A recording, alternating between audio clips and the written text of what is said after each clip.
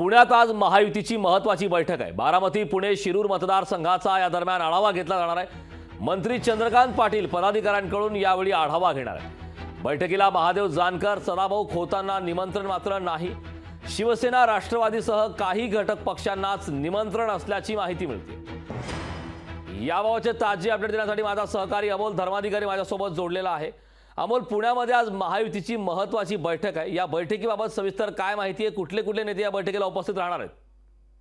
कारण थोड्याच वेळात या बैठकीला सुरुवात होतीये। महायुतीचे जे समन्वयक आहेत यांची ही बैठक आहे आणि स्वतः चंद्रकांत पाटील यांच्या अध्यक्षतेखाली ही बैठक होतीये। पण या बैठकीला महायुतीतले जे घटक पक्ष असलेले रयत क्रांती संघटना आहेत, त्याचबरोबर राष्ट्रीय समाज पक्ष आहेत, यांच्या पदाधिकाऱ्यांना मात्र निमंत्रण दिलेलं नाही अशी माहिती समोर आलेली आहे।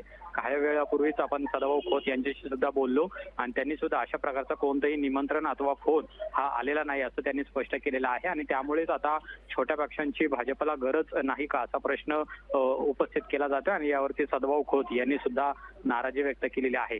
पुणे, शिरूर लोकसभा आणि बारामती लोकसभा या 3 लोकसभा मतदारसंघाचा आढावा आहे ते आज चंद्रकांत पाटील घेणार आहेत।